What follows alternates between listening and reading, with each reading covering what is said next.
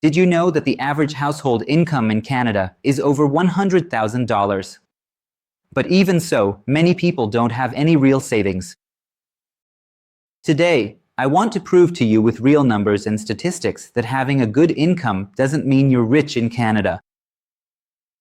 If you've opened this video, it's a sign that your financial future is important to you. That's why you should subscribe to my channel. We're going to talk about a lot of financial matters together and build your future together. Mahir Covers You is the best channel where you can schedule your financial future, plan for it, and achieve the very best. I'm also an insurance broker and financial advisor, and I'm here to help you plan this path intelligently so you can enjoy your beautiful future. When we talk about a good income, we're looking at a gross number, meaning the income that your employer is paying you is the gross amount. Why? Because the government takes a large portion of it as taxes. The average household income in Canada is $105,000. However, after taxes, it's $74,000. That means it's about $6,180 a month. This means that with an average income of nearly $8,000 to $9,000, only $6,000 of it stays in your pocket. You're paying the rest to the government in taxes. And this is the figure that is your real income, not that $105,000 annually. So we have to take taxes very seriously. And we can do some planning to reduce these taxes, or in English terms, increase its tax efficiency, so we can pay less tax to the government, keep more money in our own pockets, and be able to plan for our future. Now, the next point is that we don't even see that $74,000. Where does it go? You have an invisible enemy called debt and credit. You pay a lot of taxes on your income. When you want to earn interest from banks, they give you a small rate, 0.5%, 1%, which is also behind inflation. But when you have debt with the bank and your credit is tied up with the bank, then the bank says, "Come on, give me 22% in interest." So we have to come up with a plan. The bank tells you to come and pay 22% in interest. With a 22% interest rate, you have to pay back the money you owe. So we have to do something. Why is the interest on our money so low? Our taxes are very high, but our debt and the interest we have to pay on it is also very high. So we have to do something to make this situation great. The first point is that we need to come and handle our own debt and credit. We need to take down this invisible enemy. The biggest reason people in Canada don't have money is debt. I'm about to tell you a statistic that will make your hair stand on end. It will blow your mind. In Canada, the household debt ratio is 176%. This means that for every $100 of income they have, they've spent an extra $76. It means you earn $100, but you spend $176. This means you have already spent your future income. You've spent your income in advance, meaning we've gone from paycheck to a point where you're behind on your living expenses. And this is a shocking statistic that for every $1, you're at a 76-cent loss. And this debt is not a simple number. This is a debt that also has a 22% annual interest rate on it. It also accrues compound interest, meaning you have to pay interest on the interest, and this will drag you to rock bottom.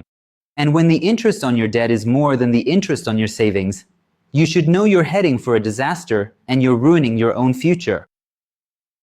Therefore, I'm here to help you know what needs to happen and what you need to do.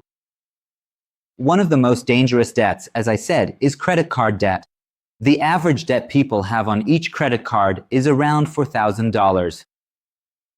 Usually, each person has 2 to 3 cards. This means that on average in Canada, each person has at least $10,000 to $15,000 in credit card debt. This is separate from car loans, home loans, loans for appliances, and other things, each in its own category.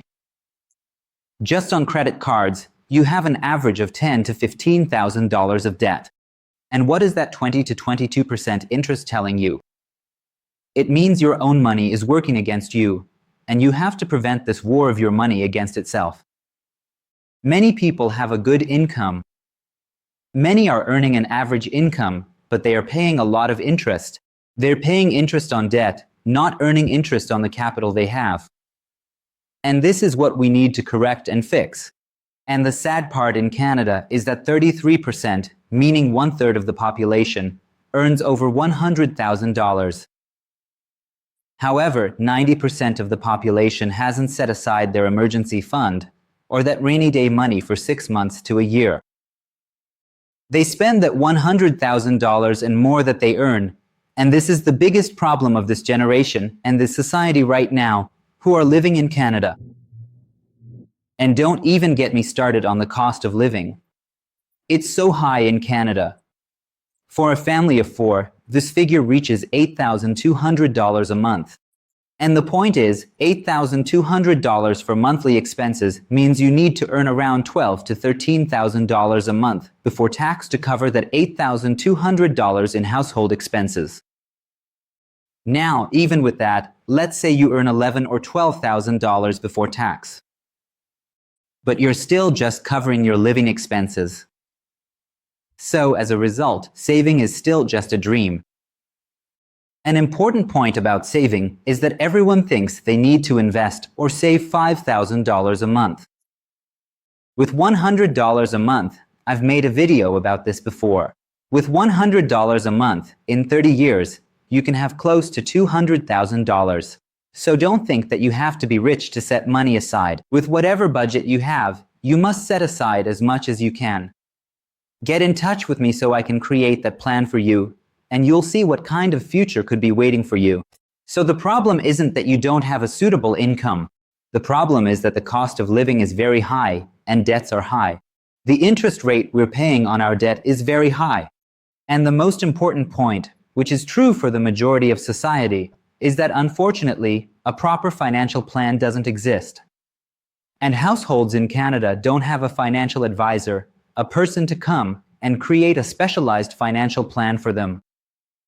No matter how much money you have, as long as you don't have a proper and specialized plan, you still won't have any money saved up. So that was about the quagmire of debt and our income, where it goes, and how we don't even understand what's happening. Watch the next video, where I want to get into the specialized discussion of how we can invest. What are the interesting ways to save? Don't miss the next video. Don't forget to subscribe. Until the next video, goodbye.